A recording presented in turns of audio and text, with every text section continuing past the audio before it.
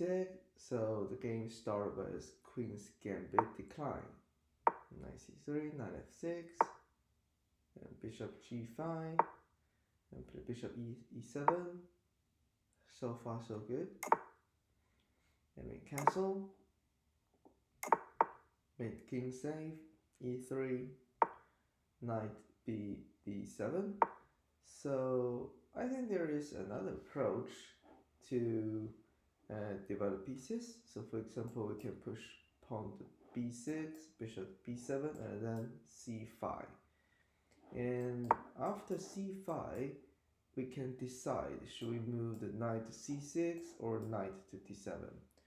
So the point I want to make here is, so black has developed most of pieces at the king side, also make the king safe. That's great. So the rest of the part, how can we develop pieces at the queen side? So the question starts with, should we develop the bishop first or the knight first? So usually we will move the b8 knight either to c6 or d7. And the question is, when should we move the knight? Or should we place the bishop first and then the knight? So if I compare the bishop and the knight, I would say it's easier to make a decision of where should we place the bishop, because this pawn structure determines a light square bishop cannot, it's really hard for it to do anything at this diagonal. So most likely we'll move the bishop to b7. So if you are more certain of where to place a piece, so usually we can move this one first. So b6, bishop b7, and as the pawn pushes to c5, then we can decide, should we move knight d7 or knight to c6. So this is a very subtle thing of moving pieces, or the order of moving pieces. So so the principle is, let's go with pieces that we are more certain of the placement. So knight b d7. I mean, it's not a big problem. It's just about some idea that can guide us to make decisions. Bishop to d3, and we take the pawn. Bishop takes, and we play c5. Yeah, I think that's good. We are attacking the center. White castle, h6, bishop to f4. So bishop is aiming at this diagonal. And so we play a6. So I think the idea behind a6 is push the pawn to b5, and I'm pretty sure white can stop it with a4. And this is another reason why I said we can wait a bit of where should we put the knight, because if we play a6, a4, there is a square that we can occupy with the knight. And if we have the knight at b8, we can move it to c6 and control b4. So yeah, so now if we play a6 and a4, it's hard to control b4. And the thing is, let's try with taking the pawn. Let's see. If white takes up with the knight, that's a problem, because e5, that's a fork. And if white takes up with the e3 pawn, so there is a very good square for the knights. And since our d7 knight is already at d7, so knight b6, this is very straightforward. Attack the bishop, and then we can move the knight to d5. And with knight to d5, we can attack this one to get some tempo. And bishop to g3. So in this case, we can keep moving the bishop to b7 and move the rook to control the c5. I think with this couple of moves, we have placed pieces in a very good square. So if white take up with the queen, I think we can still move knight to b6, attack the knight, attack the bishop, and yeah, I mean we can still move the knight to d5. And the only difference is white doesn't have center pawn, and so I think the position is equalized. So a6, a4, yeah, this is what I said. And b6, white play queen e2, and bishop b7. Um, there's no serious problem at the opening. I think white is slightly better. This is usually what we can see. And rook to d1. White is going to open up the d file. Queen e8. I think taking the pawn is still something we can consider. If rook take the pawn, we can play queen to c8, and we exchange the center pawn with our c pawn, because there's a concern that if we move queen to e8, I'm a little bit worried about, for example, d5 is something white can consider. If we take, knight takes, take, if we exchange everything, I feel like our pieces is a little bit passive, and white can control the d file with only one move.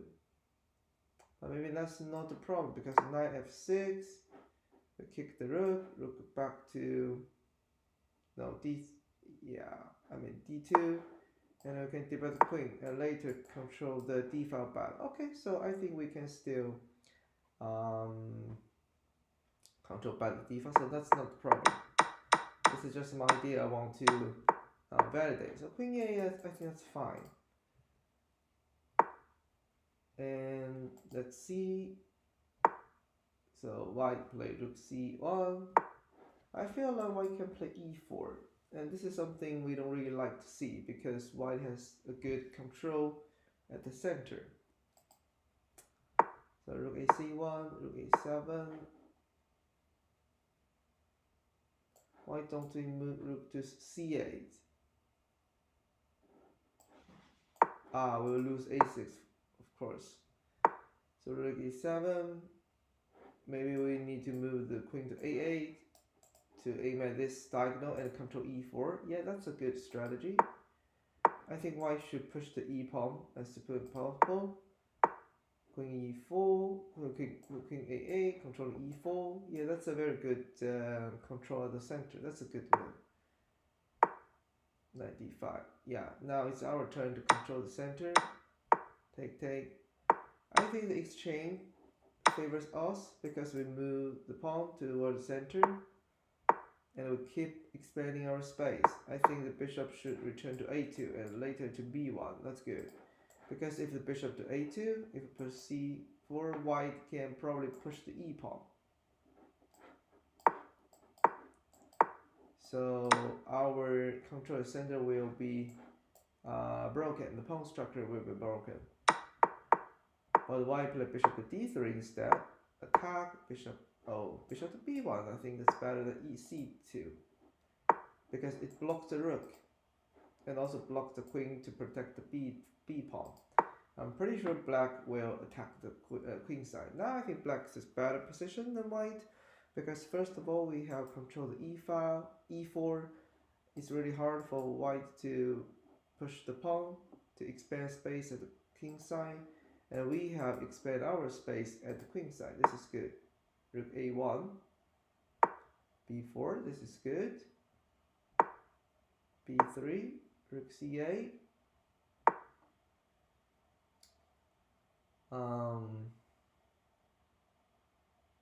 Yeah, I think rook c8 is fine. Okay, white take the pawn. Knight f6. Yeah, if we take the pawn, if we take the bishop, there's a fork. So we'll lose a pawn and the king will be exposed. Bishop g5. But I don't think that's a problem losing a pawn, because we have built a very great strength at the queen side. King f8. Okay, so we want to protect the e7. But to be honest, I don't think it's time that we should protect e7. I think we can push pawn to a5 and then bishop to a6. The bishop should have a very good diagonal, and then our rook can protect e7 instead of moving the king. So that sounds like a good plan. f3, a5, yeah, that's good. Yeah, that's really good how we place or improve the position of the pieces. 97. No, I don't think we should trade the bishop. It doesn't favor us anything. I mean, we should keep attack on the queen side. What about exchange? Or rook to c7 and exchange? Why don't we exchange the pieces and control the c file? Rook c2, does it really work? And we can offer bishop trade. Okay, yeah, we can build a very strong connected pass pawns, and then we can move knight to d5 even. So I think we wasted some move at the king side, which is unnecessary. So for example, queen to h4. If we go down, the queen can go to h8 and take our pawn. So this is a little bit scary. Yeah, knight f6, that's good. But what about e4 and e5? The knight is pinned. Our king cannot really go to f8 because queen h8, knight to g8, bishop to h7. There will be problem at the king side. White didn't notice this opportunity. Queen g3, take the pawn, bishop c4.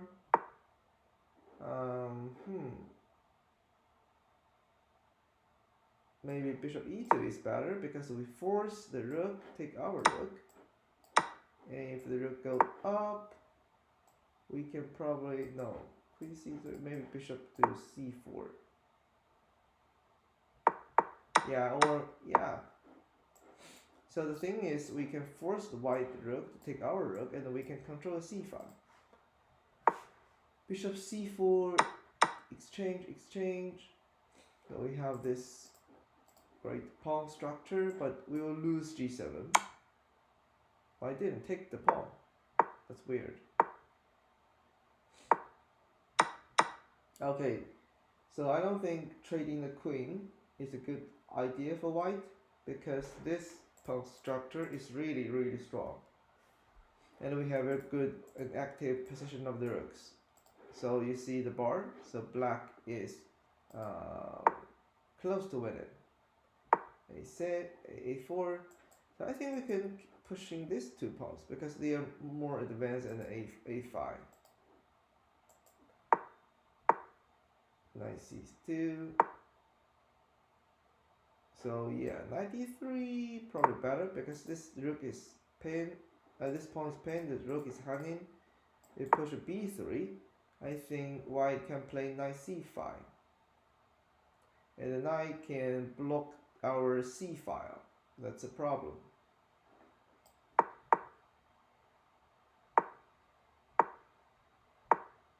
So knight c2, b3, knight a3, c3, rook b7, c2. Okay, I think we are very close to winning. And I push b2. We'll lose a pawn after that, right? So I think we need some patience to finalize the game. First of all, our pawn structure is really, really solid. I don't think white has a chance to break the pawn chain. And also we have this rook contain protecting c2. So we should have some patience. For example, move the knight to d6, and then we can win the pawn. And also involve the knight to attack the queen side. We still need to involve as many pieces as possible. And if pawn to e5, I don't think the problem because knight can go to c7 and then take the pawn. If the knight sacrifices with the pawn, we can even take this one. And the knight could probably go to, no, knight to e3, we can win d4. And these two pawns are still very dangerous for white. So, but after trading the rooks, taking the pawn, so I think our advantage is a little bit minimized, but we are still better. The thing is, we should involve our knight. That's the thing I'm pretty sure. We should involve knight before move the rook too deep into this like third rank, because we cannot win basically with a single rook and two pawns. And white has a knight, a king, king d2. No, yeah, we need to involve the knight. So a3, I think white can sacrifice, and yeah, so once these pawns are gone, it's really hard for us to win, and the position became equalized. So if we move knight to d7, for example, and what should white do? So knight to d4, and we can move the rook back. It's really hard for white to win the pawn back. Let's say king to d3, then we can push the pawn. We don't need to worry about knight taking our pawn. King to c2, then we can play a2. Then we can win. We can win the rook at least. Check, and then we have a queen. If knight to c6, we can still have a queen. Rook to b8, we can take that. So if the knight stays at c2, for example, king to b2, the knight stays at c2, then we can knight b6, because I'm thinking we can move knight to c4, our rook guarding third rank. The king cannot approach to our pawn. King to e2, knight to c4, and what can white do? So f4, for example, and a3. If you take my pawn, I can take them with the knight, and then attacking a2. So now we are winning. So this is all about endgame.